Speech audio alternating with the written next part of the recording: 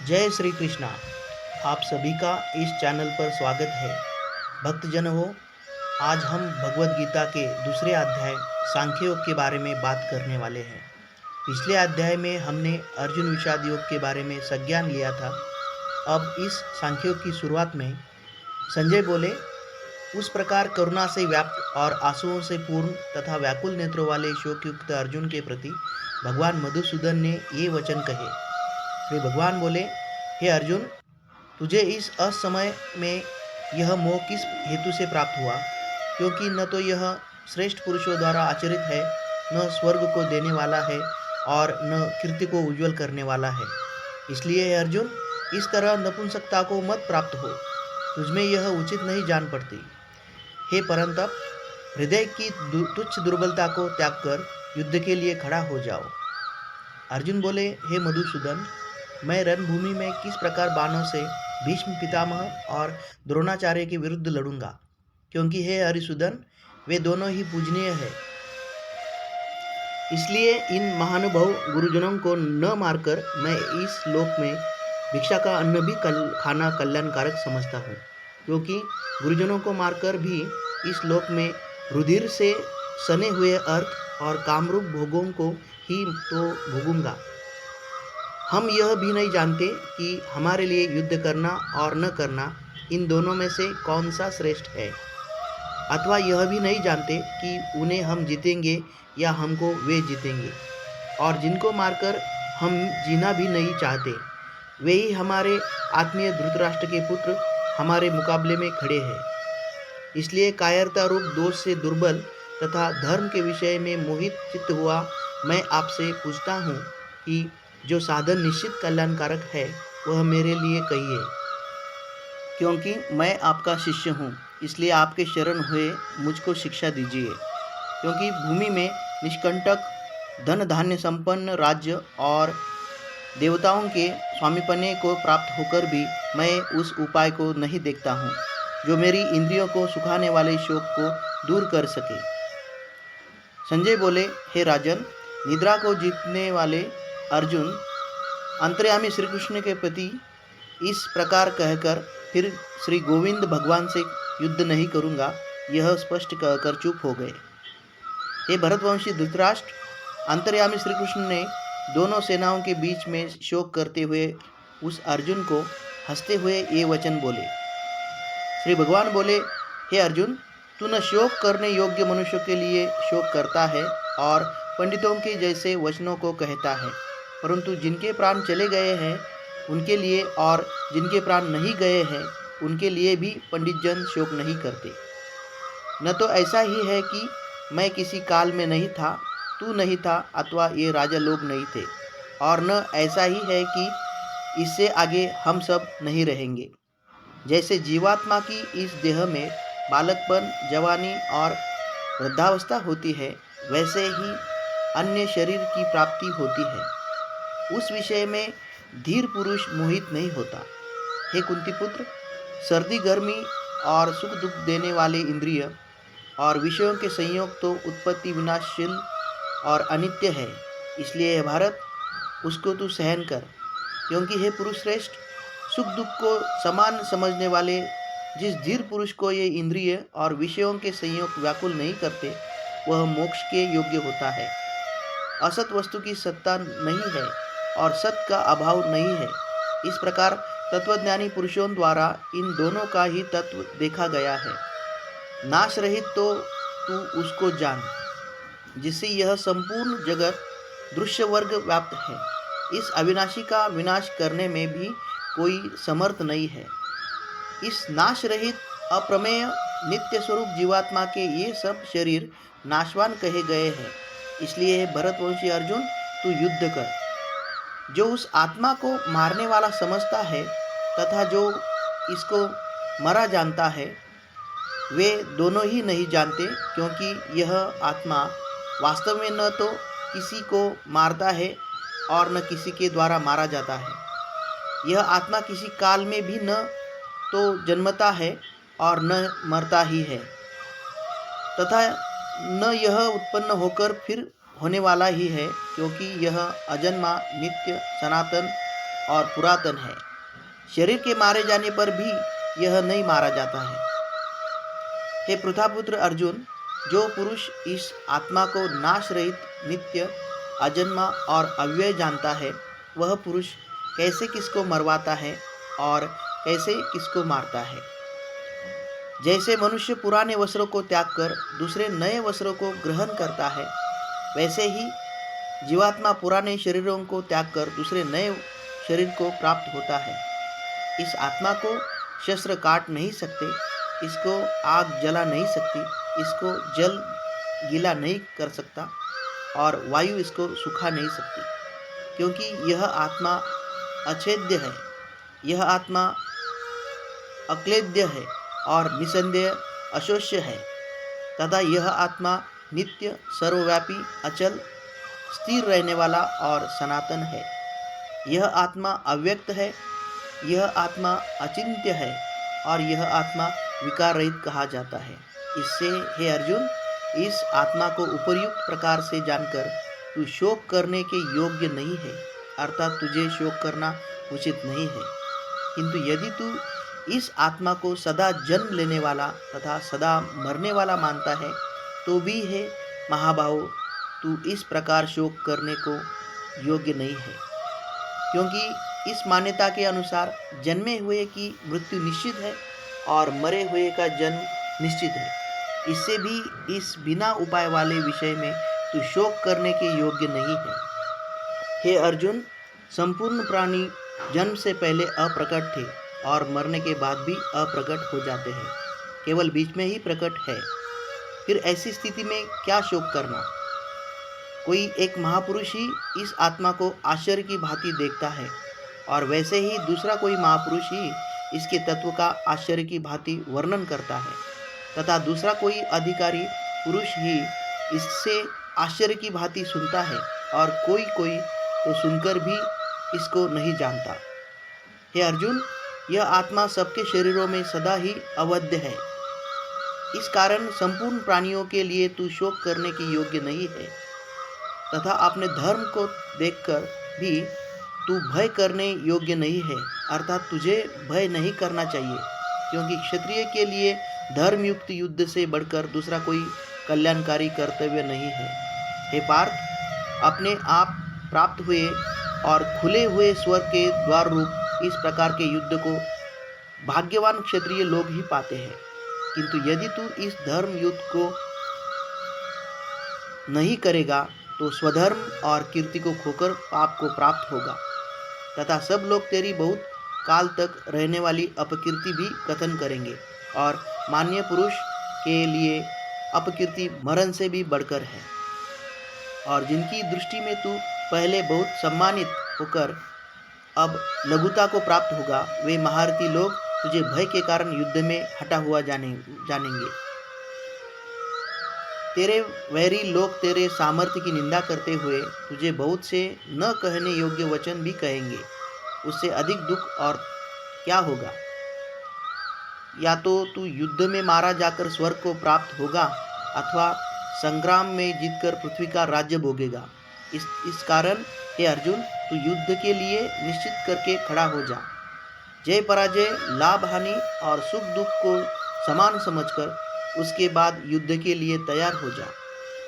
इस प्रकार युद्ध करने से तू पाप को नहीं प्राप्त होगा। हे पार्थ, यह बुद्धि तेरे लिए ज्ञान योग के विषय में कही गई और अब तू इसको कर्म योग के विषय में सुन। जिस बुद्धि से युक्त हुआ तू कर्मों के बंधन को भली भांति त्याग देगा, अर्थात सर्वथा नष्ट कर डालेगा।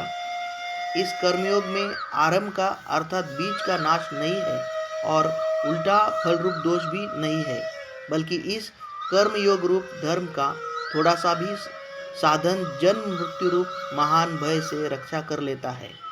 हे अर्जुन, इस कर्मयोग में निश्चयात्मिका बुद्धि एक ही होती है, किंतु अस्थिर विचार वाले विवेकहीन सकाम मनुष्यों की बुद्धियाँ निश्चय ही बहुत भेदों वाली और अनंत होती है। हे अर्जुन, जो भोगों में तन्मय हो रहे हैं, जो कर्मफल के प्रशंसक वेद वाक्यों में ही प्रीति रखते हैं, जिनकी बुद्धि में स्वर्ग ही परम प्राप्य वस्तु है और जो स्वर्ग से बढ़कर दूसरी कोई वस्तु ही नहीं है, ऐसा कहने वाले हैं वे अविवेकी जन इस प्रकार की जिस पुष्पित अर्थात दिखाऊ शोभायुक्त वाणी को कहा करते हैं, जो कि जन्मरूप कर्म फल देने वाली और भोग तथा ऐश्वर्य की प्राप्ति के लिए नाना प्रकार की बहुत सी क्रियाओं का वर्णन करने वाली है। उस वाणी द्वारा जिनका चित्त हर लिया गया है, जो भोग और ऐश्वर्य में अत्यंत आसक्त है, उन पुरुषों की परमात्मा में निश्चयात्मिका बुद्धि नहीं होती।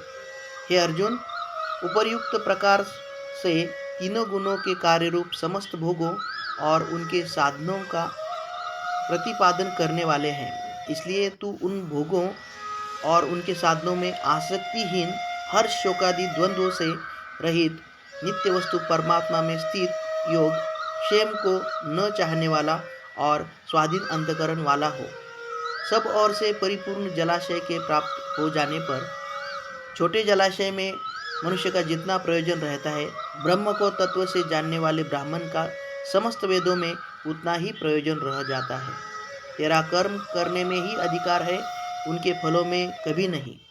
इसलिए तू कर्मों के फल का हेतु मत हो तथा तेरी कर्म न करने में भी आसक्ति न हो। हे धनंजय, तू आसक्ति को त्याग कर तथा सिद्धि और असिद्धि में समान बुद्धि वाला होकर योग में स्थित हुआ कर्तव्य कर्मों को कर। समत्व भाव ही योग कहलाता है। इस समत्व बुद्धि योग से सकाम कर्म अत्यंत ही निम्न श्रेणी का है। इसलिए हे धनंजय, तू समबुद्धि में ही रक्षा का उपाय ढूंढ, अर्थात बुद्धि योग का ही आश्रय ग्रहण कर, क्योंकि फल के हेतु बनने वाले अत्यंत दीन है। समबुद्धि युक्त पुरुष पुण्य और पाप दोनों को इसी लोक में त्याग देता है, अर्थात उनसे मुक्त हो जाता है। इससे तू समत्व रूप योग में लग जा। यह समत्व रूप योग ही कर्मों के कुशलता है, अर्थात कर्म बंधन से छूटने का उपाय है। क्योंकि समबुद्धि से युक्त ज्ञानी जन कर्मों से उत्पन्न होने वाले फल को त्याग कर जन्मरूप बंधन से मुक्त होकर निर्विकार परम पद को प्राप्त हो जाते हैं। जिस काल में तेरी बुद्धि मोहरूप दलदल को भली भांति पार कर जाएगी, उस समय तू सुने हुए और सुनने में आने वाले इस लोक और परलोक संबंधी सभी भोगों से वैराग्य को प्राप्त हो जाएगा। भांति भांति के वचनों को सुनने से विचलित हुई तेरी बुद्धि जब परमात्मा में अचल और स्थिर ठहर जाएगी, तब तू योग को प्राप्त हो जाएगा, अर्थात तेरा परमात्मा से नित्य संयोग हो जाएगा। अर्जुन बोले, हे केशव, समाधि में स्थित परमात्मा को प्राप्त हुए स्थिर बुद्धि पुरुष का क्या लक्षण है? वह स्थिर बुद्धि पुरुष कैसे बोलता है, कैसे बैठता है और कैसे चलता है? श्री भगवान बोले, हे अर्जुन, जिस काल में यह पुरुष मन में स्थित संपूर्ण कामनाओं को भली भांति त्याग देता है और आत्मा में ही संतुष्ट रहता है, उस काल में वह स्थित प्रज्ञ कहा जाता है। दुखों की प्राप्ति होने पर जिसके मन पर उद्वेग नहीं होता, सुखों की प्राप्ति में जो सर्वथा निष्पृह है तथा जिसके राग, भय और क्रोध नष्ट हो गए हैं, ऐसा मुनि स्थिर बुद्धि कहा जाता है। जो पुरुष सर्वत्र स्नेह रहित हुआ उस शुभ या अशुभ वस्तु को प्राप्त होकर न प्रसन्न होता है और न द्वेष करता है, उसकी बुद्धि स्थिर है। और जैसे कछुआ सब ओर से अपने अंगों को समेट लेता है, वैसे ही जब यह पुरुष इंद्रियों के विषयों से इंद्रियों के सब प्रकार से हटा लेता है, तब उसकी बुद्धि स्थिर है, ऐसा समझना चाहिए। इंद्रियों के द्वारा विषयों को ग्रहण न करने वाले पुरुष के भी केवल विषय तो निवृत्त हो जाते हैं, परंतु उनमें रहने वाली आसक्ति निवृत्त नहीं होती। इस स्थित प्रज्ञ पुरुष की तो आसक्ति भी परमात्मा का साक्षात्कार करके निवृत्त हो जाती है। हे अर्जुन, आसक्ति का नाश न होने के कारण ये प्रथमम स्वभाव वाली इंद्रियां यत्न करते हुए बुद्धिमान पुरुष के मन को भी बलात् हर लेती है। इसलिए साधक को चाहिए कि वह उन संपूर्ण इंद्रियों को वश में करके समाहित चित्त हुआ मेरे परायण होकर ध्यान में बैठे, क्योंकि जिस पुरुष की इंद्रियां वश में होती है उसी की बुद्धि स्थिर हो जाती है।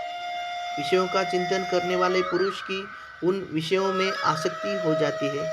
आसक्ति से उन विषयों की कामना उत्पन्न होती है और कामना में विघ्न पड़ने से क्रोध उत्पन्न होता है। क्रोध से अत्यंत मूढ़ भाव उत्पन्न हो जाता है। मूढ़ भाव से स्मृति में भ्रम हो जाता है। स्मृति में भ्रम हो जाने से बुद्धि अर्थात ज्ञान शक्ति का नाश हो जाता है और बुद्धि का नाश हो जाने से यह पुरुष अपनी स्थिति से गिर जाता है, परंतु अपने अधीन किए हुए अंतकरण वाला साधक अपने वश में की हुई राग द्वेष से रहित इंद्रियों द्वारा विषयों में विचरण करता हुआ अंतकरण की प्रसन्नता को प्राप्त होता है। अंतकरण की प्रसन्नता को प्राप्त होने पर इसके संपूर्ण दुखों का अभाव हो जाता है और उस प्रसन्न चित्त वाले कर्मयोगी की बुद्धि शीघ्र ही सब ओर से हटाकर परमात्मा में ही भली भांति स्थिर हो जाती है।